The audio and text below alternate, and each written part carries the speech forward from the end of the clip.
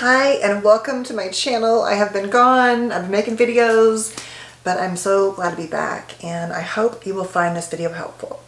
I have been in kind of a trauma space myself for the last month and haven't been here, and recently I just kind of let myself sit in some thoughts and I had a bunch of ideas, and this was one of them, which is the truths I believe about childhood trauma and how these especially unhealthy, unsafe, unpredictable, neglectful parenting experiences we might have in childhood. So I'm really talking about that, the lack of security, safety, stability, whatever within your caregivers, how that can really play out in your life if you don't understand and work to deal with what happened to you. Of course, the number one thing is we often repeat these patterns in how we treat ourselves and the partners that we choose, and we're often reenacting a lot of these stories. But the first thing is that if you don't deal with your childhood wounds, it will deal with you. And that's what I'm saying, is if you're not aware of it, just like I went through life not knowing about it, I learned the hard way through the partner I chose, through the triggers I had, through the relationships that fell apart with my parents, things like that. So, or through, you'll have a chronic illness, like whatever it is, what you don't see has a way of impacting your life, whether you know about it or not.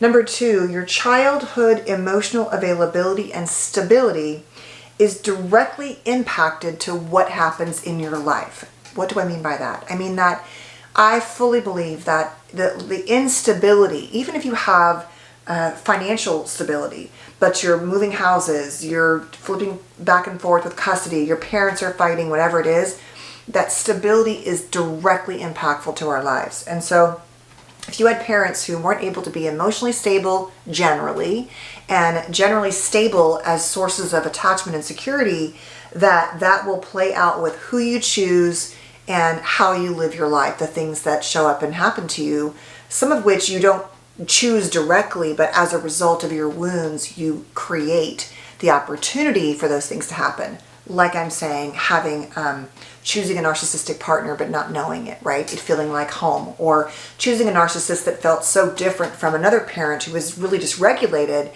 and then feeling and realizing that you have a lot of the same wounds, or you feel a lot of the same dynamics in your adult life. Number three, traumatized children often become compliant adults until they don't.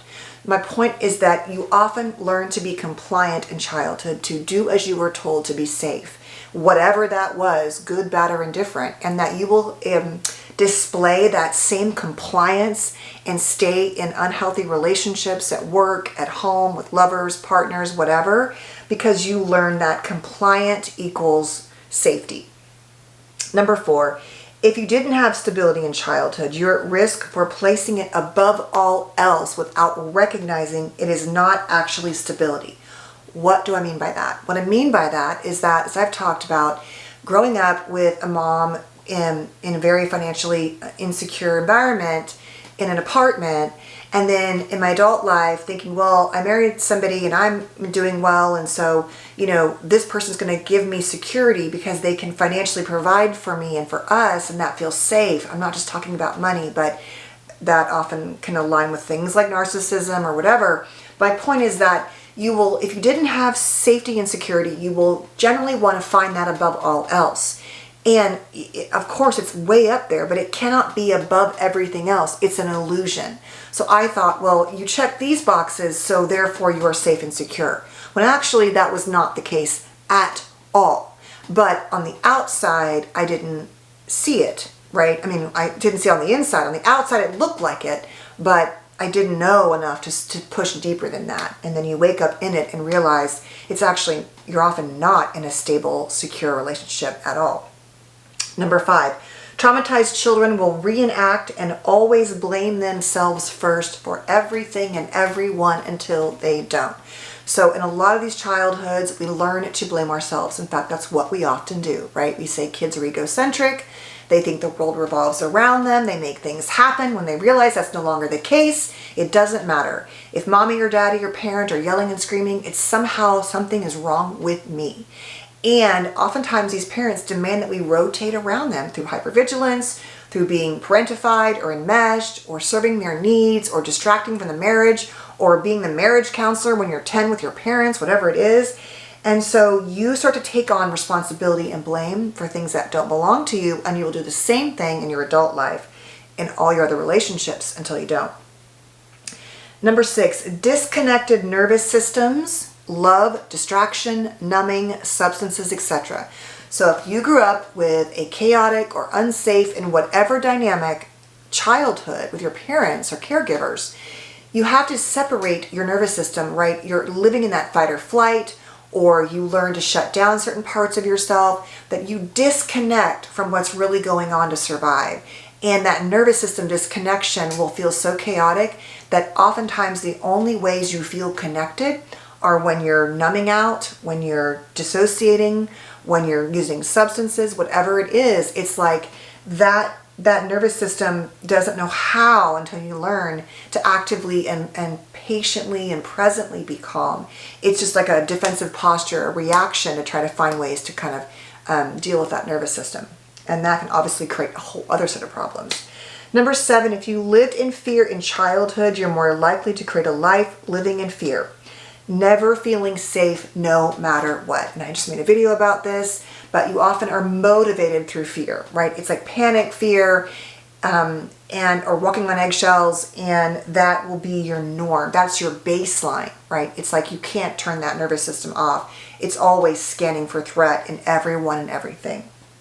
Number 8, abandonment will feel safer than worrying about abandonment by others. So self-abandonment, right?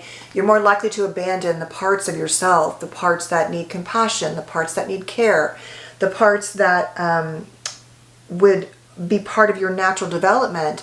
You will often decide that because of your ultimate fear of abandonment, it's easier to just abandon yourself first, your needs, your wants, your desires, your beliefs, in the service of things like security or stability or finally being loved and accepted, in ways like that. So it's a chronic dynamic that never really feels good, where there's just this key fundamental piece of abandonment occurring, whether you mean for it to or not in your life. Number 9, it's never enough and you're never enough. So no matter what you have, it's like you're always comparing. I mean, this is just crazy. I would never have admitted this, but I told this, I think my son and I visited one of my boys up at college, and we were talking about this childhood trauma dynamic for many of us, and how this sense of worthiness and not enough and comparison drives you. And that even when I had what was the highest level of financial stability in my life, in my marriage, it was like, oh, but they have that much more. And I mean, I would never say it out loud, like it sounded like a terrible thing to say. It wasn't about the things. It was about, no matter what, comparing and feeling less than. So it doesn't matter what you have or don't have. The bottom line is that it's never enough, and you will never be enough. And lastly, that survival mode will be your baseline for everything. And this kind of goes back to that living in fear. But that everything is about survival. There's no real sense of like being present and flourishing and mindful. Like truly, it feels like, well, that is for other people, not for me. I can't do that, right? I have to always be thinking about how I'm going to survive this job, this relationship, this day, this dynamic, this task, whatever it is. And I just had a thought about that, which is the last thing I'll say is, because we know that childhood trauma can create impacts on our mental and physical health. All of these things are so much harder to manage when you have chronic and very commonly underlying depression, anxiety, OCD, other trauma-related disorders, autism, ADHD, whatever it is. And of course, you also have a risk for things like traumatic brain injury and chronic illness. But all of these things overlayer these belief systems and these expectations, the ways you function in the world. And it makes it really difficult to ever feel at peace, to feel joy, to feel safe, whatever it is. So that's my spiel on what I truly think happens.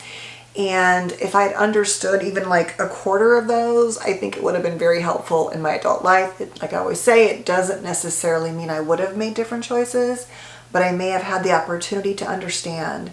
And I do believe that that is why I'm here. That's why I keep sharing content, because I always think about You know, and a bit of it is, like I'm saying, a bit of a false illusion, but I do believe there are certain things I had healed and understood in the work I've done in therapy, especially in the last like 10 years.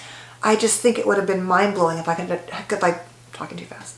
I think it would have been mind-blowing and life-changing if I had done the work in the last 10 years if I had done that earlier. Because I'd only done therapy around losing my father before I got married. And it was really more grief work. There wasn't a lot of childhood work. And then that was it. And so I just think that, you know, it has the potential to be life-changing. And so I hope I hope it's helpful in some way for you, big or small. Thank you for being here. Please stay safe and well, and I'll see you soon. Bye.